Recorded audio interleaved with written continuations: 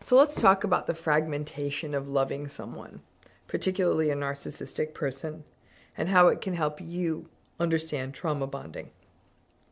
Now, one way to understand trauma bonding is to take a page out of the type of work done in therapy models such as internal family systems work, which is called IFS, or other trauma-informed models. The idea that we experience fragmentation in the face of trauma that can, in the case of IFS, that are these parts within us that interact as a family would, and that these parts are, as much as they can say terrible things to us, they're designed to protect us and keep us safe, and that can sort of impede the true self that is inherent in all of us from coming out. These parts and all this fragmentation is an internalized state for us, and healing is the awareness of those parts, the functions that they serve, and digging into how this affects how we respond to the world and to narcissistic relationships, and give ourselves permission, ultimately as part of the work of the therapy, to let that true self be expressed and recognized. However, this whole concept of fragmentation can really help you understand why you struggle in narcissistic relationships. Because in order to love a narcissistic person, we almost have to deconstruct them into pieces and parts, and we love them in parts and pieces. It's the only way it works. We love those versions or parts of them that feel good or nice or romantic or attuned. We don't know what to do with, but we're aware of those invalidating parts of them that are like bullies. We may even say it out loud, like, I love that part of them. And then we get confused and wonder how we can love someone who is mistreating us, right? It's messy. So we chop them up in our heads. So let's turn this video into an exercise. Reflect on a primary or really impactful narcissistic relationship, ideally one that has significantly affected you. Pause the video if you need for a moment to reflect on who this person is. Now, this relationship was complicated because you very likely simultaneously loved this person. Perhaps you felt a sense of obligation to them. You wanted to care for them. You wanted them to care for you. You feared them. You hated them. You wished it would end. You were afraid of them leaving you. There's a lot that happens in one of these relationships, and the pieces don't always fit well. So the first step is to really lay out for yourself all the stuff, the feelings that this relationship drew out of you. It's a lot more complicated than we observe in healthy relationships. In healthy relationships, while we may feel ambivalent or less than thrilled with some things here and there, the socks on the floor, the floss in the sink, too much football on Sundays, by and large, the feelings and attachments are healthy, and you feel you can express yourself safely. You may not always agree with each other, but you can express yourself. Now, in contrast to that, reflect on how you chopped up the narcissistic person in your head. If you loved them or love them, what did you love? What is that part of them? If you feared them, the same thing. What was that piece of them? If you admired them, do the same thing. What about the piece of them that drew out your feelings of fear, for example? That you were afraid that they would leave. Some of you may be thinking the fear of abandonment just was actually relating only to your own history. Yes, maybe, part of it. But something in the narcissistic person's behavior may have created that greater sense of fear or threat that they could abandon you. Then there are a series of pieces of the narcissistic person that are even more tricky, because they are the parts you wished that they could be, that they would be. And that wish could be so intense that you entertain the possibility that those parts of them actually exist. So much so that they almost feel real. For example, the not cheating part of them, or the they will listen to me part of them. Because these non-existent pieces of them are parts of them that you love, it's sort of like seeing the potential in someone, or hoping the potential is there, so you love it because of the potential you constructed around them. It's the fantasy of the good parent that will show up, but never does. The child still loves that non-existent, mentally constructed good parent that, like I said, they built in their own heads. I did this exercise in my own life, and I saw that the pieces of some key narcissistic people in my life, for one of them, I cut them in. I was able to see how I chopped them up. There was the selfish them that I greatly disliked. There was the pathetic them that I felt I had to help and be nice to and also pitied. There was the strong them that I simultaneously feared and admired. There was the caregiving part of them. That part was actually pretty thin, but might have been the one place that I sort of loved. There was the childlike part of them that I pitied and felt compelled to care for. There was the clueless part of them that I was deeply frustrated by, and even that brought up some shame for me. There was the scary part of them, yeller, brooder, silent treatmenter, that I feared and frankly hated. There was the grateful part of them that I liked, but I feared because it confused me. There were the parts I desperately hoped would have been there, empathy, self-awareness, which never materialized. But they were parts of them that for many years I constructed in my mind. So the only way I can compare it is like setting a place at a table for a guest who never comes. Then I had to do my deep dive, which revealed my sense of duty, obligation, being a helper and a rescuer, anxious, strong, solution-oriented, stubborn, and agreeable pieces of mine that were both shaped by this relationship, but also responded to it. But when I sliced and diced this person into all the representations that they were to me, here's the verdict, folks. I still really dislike them and don't like to spend time with them. But their pathetic part, the childlike part, the clueless part, it messed with my head.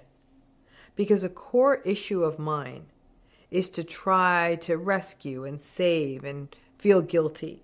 That was actually more problematic for me than the scary, yelly part of them, which I could just recognize as problematic. You throw in there some of those thin but real pieces, their willingness to thank me when I would help them, sometimes, but not always, and that they did small gestures, like remember to get something that I liked, even though I didn't ask for it. That was that rather anemic caregiving part. And as I said, it didn't change how I felt about them. I still disliked and avoided them. But it fostered self-compassion for myself. It let me understand why I struggle so much with this person and why those struggles shape me in a way that I struggle in other relationships too. The complex constructions of the narcissistic people in your life are not meant to be some BS bright side nonsense. It's not meant to be a call to action to find the good parts of them. It's actually meant to reveal the tension you experience. Because we want simple answers to the question of who people are and what they are about. But the fact is, we experience people in different ways. And narcissistic people are actually more fragmented than the average bear because they are so shaped by what is happening to them externally. Charming, for example, on the good days, they're mean and manipulative when they aren't getting their way, and sometimes they do the right thing, and often they do not. Now, especially if this was a parent, you can see how you actually had about 6 different parents that you had to calibrate to. It's all but impossible for a child to integrate all of those pieces. And the child has to create different strategies within themselves. And the child will take responsibility for evoking the bad parent versus the good parent versus the regulated parent versus the scary parent. You get the idea. The challenging part is that there is no way to have this conversation with a narcissistic person. You can't say, yo, I really love that grateful part of you that pops up from time to time. Can we just keep that person in the house? They will look at you like you're the problem and tell you that they are grateful all the time. Well, that's being gaslighted, obviously. The more divergent that all of these pieces of the narcissistic person are, the more difficult it is to bring them into an integrated whole. In this case I was sharing you when I did this exercise and the person I was thinking of, it's really difficult to integrate the pathetic, childlike, selfish, grateful, angry, passive-aggressive, clueless, strong stuff into one person. I'm much older now, and now I can do that. But the jagged edges of this person and the relationship mean that I am also clear now. This isn't 8 different people, it's one.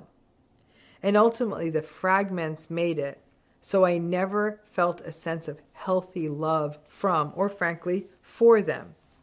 And it never quite felt safe or happy or attuned. I can show myself grace for being exhausted after being with them, for dreading having to see them, for getting angry at them, for what could look like small, irritating things that they do to people looking in from the outside. But after years of it, there are little things that they do are big triggers for me.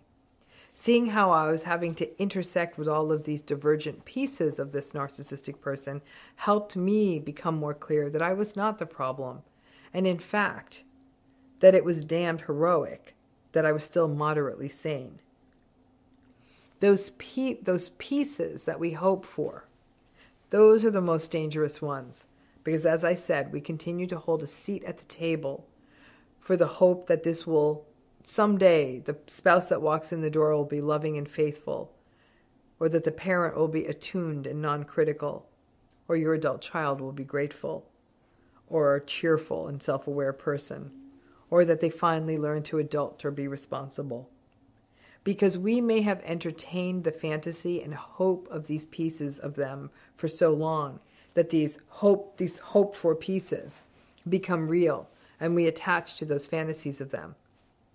The trauma bonding makes more sense, but when it comes to the parts of them we hope for, we are, in essence, attaching to a ghost, a version of them that simply doesn't exist and probably won't while we are in a relationship with them or, frankly, anyone else's.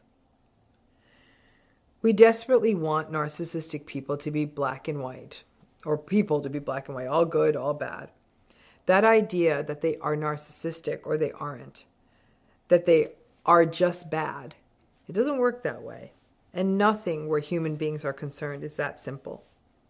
Trauma bonding happens because of this complex fragmentation that happens under our level of awareness, and how we cycle through fearing, disliking, liking, loving, craving the approval of, and being infuriated by, hurt by, and at times disgusted by folks with these personalities.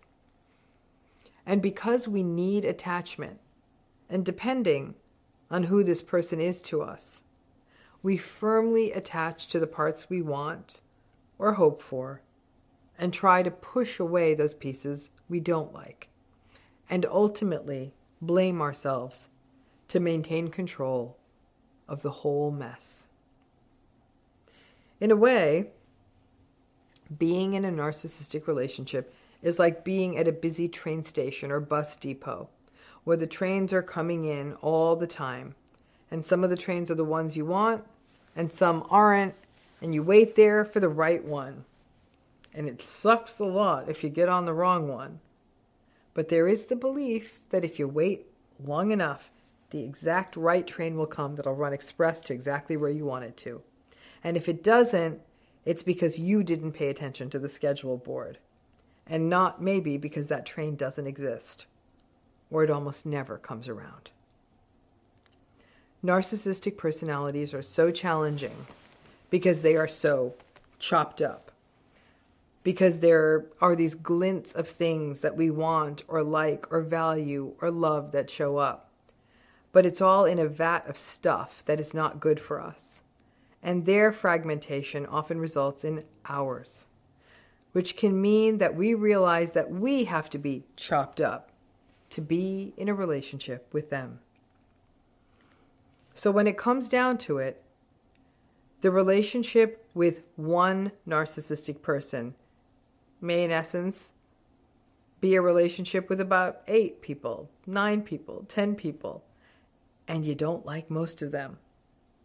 But the ones you do like, you find it really hard to step away from. But you aren't in a relationship with 8 people. It's just one. And you don't get to pick and choose. Thanks again.